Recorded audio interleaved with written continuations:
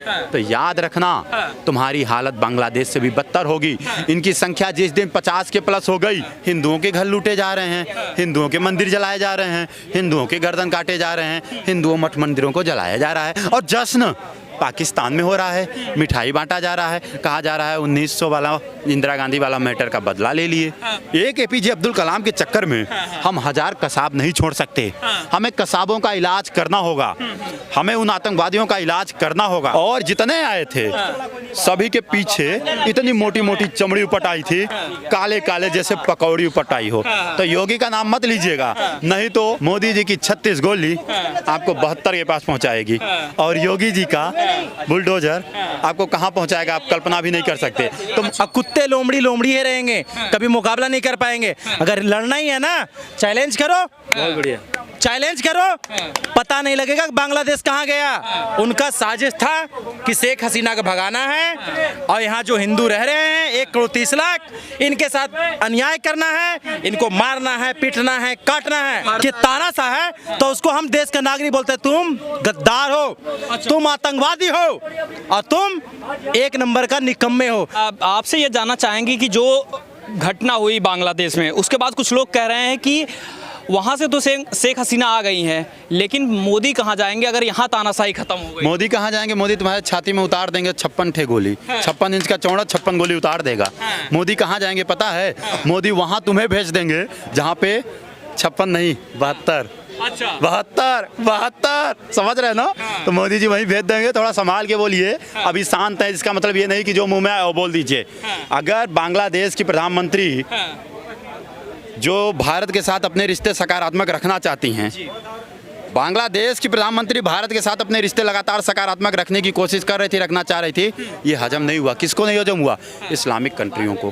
बात यह है, बांग्लादेश की जनता को नहीं, मुसलमानों को हजम नहीं हुआ। और मुसलमान बांग्लादेश का ही नहीं, पूरे विश्व के मुसलमानों को हजम नहीं हुआ। अगर ये बांग्लादेश के प्रधानमंत्री की तानाशाही के खिलाफ ये लड़ाई होती तो वहाँ हिंदू क्यों मारे जा रहे हैं? वहाँ बांग्लादेश के प्रधानमंत्री के समर्थक और असमर्थकों के बीच, विद्रोहियों के बीच युद्ध होता। हिंदू की बहन बेटियां मारी जा रही हैं, हिंदुओं के घर लूटे जा रहे हैं, हिंदुओं के मंदिर जलाए जा रहे हैं, हिंदुओं के गर्दन काटे जा रहे हैं, हिंदुओं मठ मंदिरों को जलाया जा रहा है और जश्न पाकिस्तान में हो रहा है। मिठाई बांटा जा रहा है, कहा जा रहा है 1900 वाला इंदिरा गांधी वाला मैटर का बदला ले लिए। अब आप बताइए ये लड़ाई किसके खिलाफ है? अब अगर हम एकजुट नहीं हुए, अब अगर हम मोदी जी को मजबूत करके पुनः वापस में स्थापित नहीं किए और मोदी जी से अपील नहीं किए कि आप बंगाल को, पश्चिम बंगाल को नियंत्रण में लीजिए, आप जम्मू कश्मीर में और हालात सजग करिए, आप केरल में और हालात सजग करिए। अब आवश्यकता है मोदी जी आपको इस देश में जनसंख्या नियंत्रण बिल लाने की। मत सोचिए कौन क्या बोलेगा, देश की जनता आपके साथ है। मोदी जी आप योगी जी को साथ में लेके गृह मंत्री बना दीजिए और योगी जी को छूट दे दीजिए, जो मन हो करिए। देखिए फिर इनकी औकात होती है। अगर आज इसी जगह पे गृह मंत्री या प्रधानमंत्री के रूप में हमारे योगी जी होते तो जिन्होंने बोला है ये 72 के पास अपनी 72 वाली गिनती करते, 72 के पास 72 वाली गिनती करते। इनकी औकात कैसे हुई, इनकी कुवत कैसे हुई? इस देश का खाते हो, इसी देश में उपद्रव की बात करते हो, इसी देश में दंगा प्रसाद की बात करते हो। आज मैं देख रहा हूँ इस देश का विपक्ष कितना गिर गया है।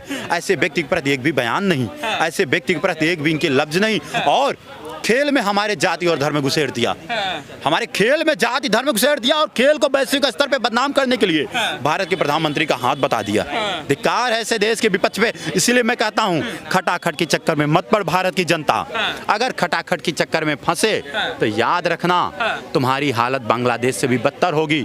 इनकी संख्या जिस दिन 50 के प्लस हो गई, देखिए हमें एपीजे अब्दुल कलाम से कोई दिक्कत नहीं, हमारे देश में वो पूजनीय है, हमें कोई दिक्कत नहीं। लेकिन एक एपीजे अब्दुल कलाम के चक्कर में, एक एपीजे अब्दुल कलाम के चक्कर में हम 1000 कसाब नहीं छोड़ सकते। हमें कसाबों का इलाज करना होगा, हमें उन आतंकवादियों का इलाज करना होगा जो खुद को एपीजे अब्दुल कलाम का परिवार का, धर्म का बताकर इस देश में रोटियां सेक रहा है, अपनी इस देश के लोगों को मारने की कोशिश कर रहा है। हम कतई नहीं बर्दाश्त करेंगे।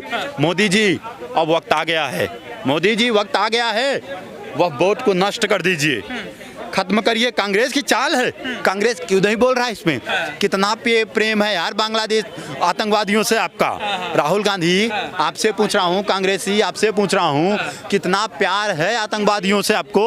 हिंदू हिंसक लगते हैं लेकिन AK-47 लेने वालों की जाति नहीं पूछेंगे। हिंदू हिंसक लगते हैं लेकिन एक जम्मू कश्मीर में वैष्णो देवी यात्रा पे, अमरनाथ की यात्रा पर हमारे 20-20 हज़ार 2-2 लाख सेना लगानी पड़ती है, तब जाति और धर्म नहीं पूछेंगे।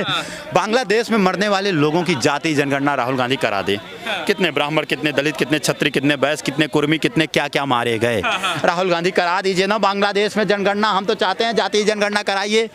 अब नहीं कराएंगे, अब नहीं बोलेंगे। सवाल ये रहेगा कि जो बांग्लादेश में जब घटनाएं हो रही हैं, कुछ लोगों को गाजा की घटनाएं होती तो वहाँ अल्पसंख्यक का रोना होता कि अल्पसंख्यक पर हमला हो रहा है, इजराइल गलत कर रहा है, ये सारी चीज़ें कही जाती हैं।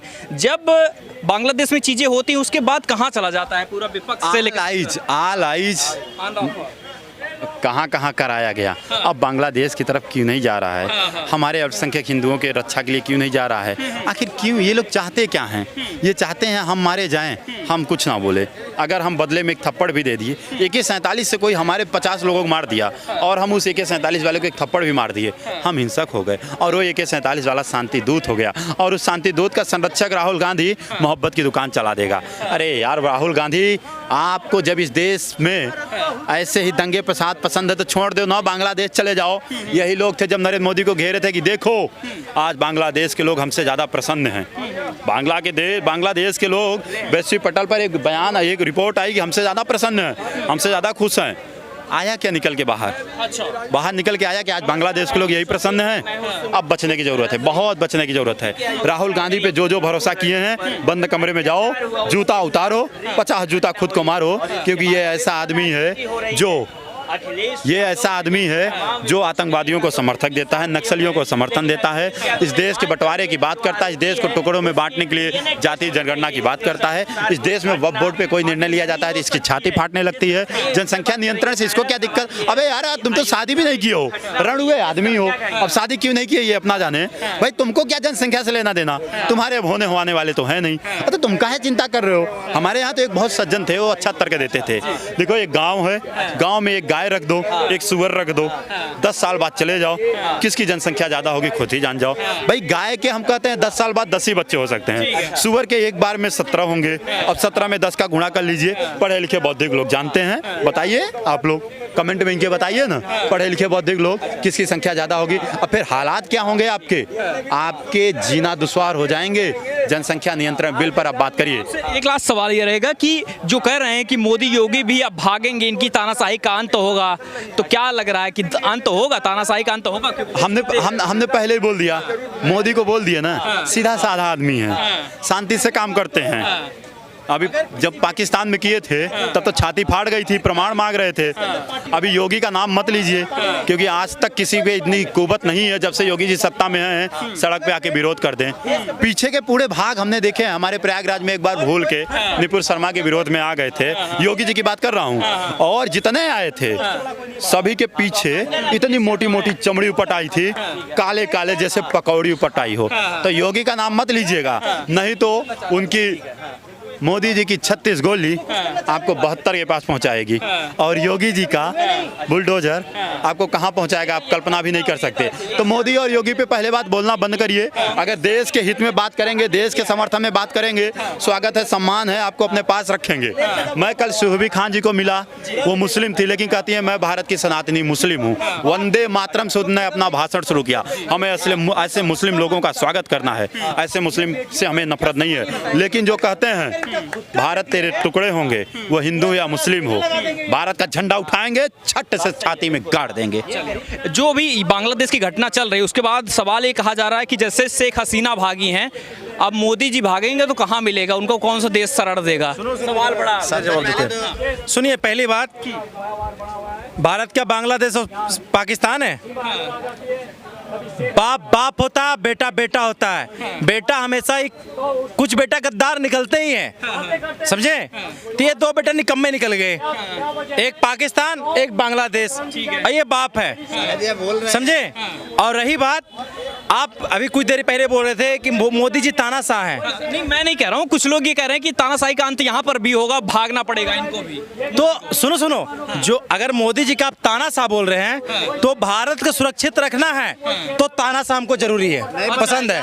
और रही बात, और जो व्यक्ति सुनिए, जो व्यक्ति बोल रहे हैं कि तानाशाह है तो उसको हम देश का नागरिक बोलते हैं। तुम गद्दार हो, तुम आतंकवादी हो, और तुम एक नंबर का निकम्मे हो कि ना अपने स्टेट के लिए कुछ कर सकते हो, ना अपना जिला के लिए कुछ कर सकते हो, ना अपना देश के लिए कर सकते हो। तुम्हारा खूनी में गद्दारी है, क्योंकि तुम आते कहां से हो?